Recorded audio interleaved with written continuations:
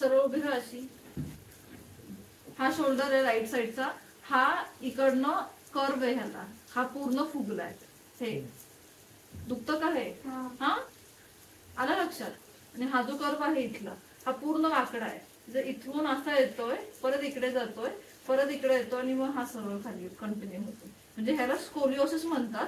पण हा स्ट्रक्चरल नसून फंक्शनल आहे, म्हणजे तात्पुरतं स्कोलिओसिस आहे. स्ट्रक्चर परमनंटली डॅमेज झाले नाहीयेत. इथले जे स्नायू आहेत ते स्नायू टाईट असल्यामुळे ते स्ट्रक्चरला शिफ्ट करतायत. जर हे जे स्नायू पूर्ण नॉर्मल झाले तर हे स्ट्रक्चर पूर्ण नॉर्मल होणार. त्याला फंक्शनल स्कोलिओसिस म्हणतात. ते टाईट कशामुळे? पोळीमुळे झाले असणार? Not necessary. असं काही हे नाहीये त्याच्यासाठी. असं पण असू शकतं की हिची बसायची जी पोझिशन आहे ही चुकीची असेल. कधी कधी मुलं एका बाजूला झुकून बसतात, अनेकदा एका पायावरती उभं राहायची सवय असते, त्यामुळे तिचे पाय चेक केले, तिचं हा पायामध्ये इकडे पेन आहे, ती हात लावू देत नाही. हे बघितलं, ती आता सुद्धा उभी कशी होती, हा गुडघा वाकलेला आहे, हा गुडघा सरळ आहे. आलं लक्षात. हा गुडघा वाकलेला ह्याचा अर्थ ह्याच्यावरती वेट बेरिंग नाहीये, ह्याच्यावरती वजन नाहीये, अख्खं वजन या पायावरती तिने टाकलं होतं. पायाची अलाइनमेंट बघितली तर हे तुम्हाला जाणवेल, सरळ उभी नाहीये ती, मागच्या बाजूला सगळं प्रेशर दिलंय. तुला जास्ती प्रेशर तुझ्या हिल्स वरती जाणवतंय.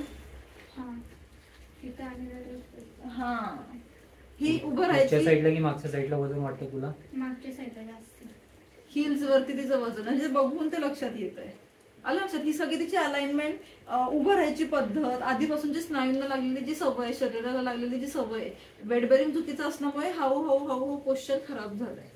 नॉर्मली खूप लोक अशी बसतात, एका बाजूला बसतात, लिहिताना असं एका बाजूला हे करून लिहिणार, किंवा काही अभ्यास करताना वॉटेवर, खेळताना म्हणा, उभं राहताना अनेकदा लोक एका कमरेवरती उभे राहतात, एका बाजूला जास्ती वजन देऊन उभे राहतात. त्यामुळे हे होतं. हे एकदम अचानक झालेलं नाहीये, भरपूर वर्ष हळूहळू स्नायूंना ती सवय लागली, त्याच्यामुळे हा टाईटनेस झाला. आलं लक्षात. जी स्नायूंची जी मसल्स मध्ये जो टाईटनेस आहे तो कमी करावा लागेल. त्यानंतर एक्सरसाइजेस करून तिची फ्लेक्झिबिलिटी वाढवावी लागेल आणि मग हळूहळू तुझं नेक पेन जाईल. नेक पेन मध्ये बाकीचा प्रॉब्लेम नाहीये, तिच्या स्ट्रक्चर मध्ये काहीच प्रॉब्लेम नाही. कुठे नस दबलेली जो डाऊट होता ते पण सॉल्व्ह झालाय, असं काहीच नाहीये, कुठेच नस वगैरे दबली नाहीये. तिचे स्नायू टाईट असल्यामुळे तिच्या हातामध्ये ज्या मुंग्या येत आहेत ना ते त्याच्यामुळे आहे. तिचा इकडचा जो भाग आहे, एक्सरे मधून आपल्याला काय माहित पडलं? ते स्नायू टाईट झाले, ते माहिती पडलं. दुसरं म्हणजे तिच्या हातामध्ये ज्या मुंग्या येत आहेत, तर तो जो डाऊट होता की मणक्यामध्ये जर कुठे नस दबली असेल तर हातामध्ये नॉर्मली मुंग्या येतात, तर तसं काहीच नाही. तिचे मणके नॉर्मल आहेत, मणक्यांमध्ये कुठे तिच्या नस सापडलेली नाहीये, कुठली गादी सरकलेली नाहीये, सगळं नॉर्मल आहे. आपण ट्रीटमेंट कुठे? ते मसल्स वरती ट्रीटमेंट देणार. सगळ्यात महत्वाचं म्हणजे तिचा हा भाग आहे, इथं पेन होतं, इथून तिची नस दबली आहे, त्याच्यामुळे तिच्या संपूर्ण हातामध्ये मुंग्या येत आहेत, अल्नर नर्व तिची इम्पिंज झाली. ठीक आहे. मग आता ही ट्रीटमेंट जर आपण घेतली, असा अंदाज नाही लावता ना, पण अंदाजे 5 ते 8 दिवस रेग्युलर तुम्ही आलात तर आपल्याला थोडंसं लक्षात. पण आपण आता ट्रीटमेंट करणार ही कशी टेम्पररी राहणार की परमनंट होऊ शकते? एक्सरसाइजेस जर तिने लॉंग टर्म ठेवला तर 100% हे परमनंट सोल्युशन राहते. तिच्या नर्व्सचा जो काय तिचा प्रॉब्लेम आहे, हातामध्ये मुंग्या येत आहेत, मान दुखतीये, ह्याच्यावरती.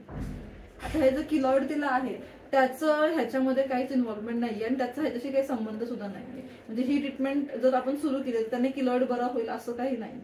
ते संपूर्ण वेगळा भाग आहे, हा संपूर्ण वेगळा भाग आहे. म्हणजे किलॉइडच्या ज्या पोळीचा जो त्रास हे याच्याशी काही कनेक्टिंग नाही. मग ते कधी कधी दुखतं, मग ते दुखतं, ते त्याचं म्हणजे ते वेगळं आहे, ती गोष्ट वेगळी आहे. ते एक्स्ट्रा टिश्यूज आहेत शरीरावरती उगवलेले, ग्रोथ झालेले. ते कधी काय होतं ना, इन्सिजन कुठला घेतलं, ती जर जखम बरी नाही झाली की मग त्याच्यामध्ये ओव्हर ग्रोथ होते सेल्सची आणि म्हणून त्या अशा मोठ्या मोठ्या फोडी येतात, त्याला किलॉइड म्हणतात. आणि लक्षात ते अनहील्ड, ती लेफ्टीच आहे ना आणि त्याच हाताला तिच्या. मग आता जर परत कधी म्हणजे आता ह्याचा जरी प्रॉब्लेम झाला त्याचा मग काय त्याचं ट्रीटमेंटला काहीच ऑप्शन नाही. त्याला मी तुम्हाला सांगितलेलं लेझर थेरपी तुम्ही ट्राय करू शकता. शाश्वती तुम्हाला कोणीच देणार नाही की ते 100% बरं होईल म्हणून, कारण ती अजून ग्रोईंग आहे. जसं तिच्या आपल्या हाडं वाढतात, स्नायू वाढतात, हाईट वाढते ना, मुलं लहान आहेत अजून, ते जसे वाढत जातात तसंच त्याप्रमाणेच हा पण एक शरीराचा भाग झालाय, हे देखील वाढणार. जसे जसे तिची ग्रोथ होणार तसं तसं त्याची सुद्धा ग्रोथ होणार. माझं ते पावडर त्याच्याने म्हणजे त्याच्याने D3 ग्रोथ आपण थांबवू शकतो, पण जे आहे हे नाही कमी करू शकत. नाही, पण आता पुढे वाढणार नाही. पुढे ही जी ग्रोथ आहे ना, ह्याच्यात जे रॅपिडली ती वाढली असती ते स्पीड त्याचं कमी होणार. आलं लक्षात. म्हणजे जर ते आताही 50% आहे तर ते 100% होणार असते तर ते 70%वरच थांबेल, 100% होणार नाही. आलं लक्षात. कोलॅजिनचं त्याच्यामध्ये प्रमाण कमी होईल. आपण D3 त्याला ट्रीटमेंट सुरू केली आहे. तर विटॅमिन D3 ने काय होणार, शरीरामध्ये जे कोलॅजिन फॉर्मेशन होतं, हिच्या स्किनमध्ये जास्त ओव्हर कोलॅजिन फॉर्मेशन आहे, सो ते रिस्ट्रिक्ट होईल, कमी ते होईल. कशाने होतं म्हणजे असं? कोलॅजिन हे D3 चे जे कमी असते ना, विटॅमिन D3 ची जर डेफिशियन्सी असेल तर त्याच्यावरती कंट्रोल राहत नाही, मग ओव्हरग्रोथ होत राहते स्किन मध्ये टिश्यूजची. मग ती ओव्हरग्रोथ कमी करण्यासाठी आपण ते ट्रीटमेंट सुरू केली. आलं लक्षात.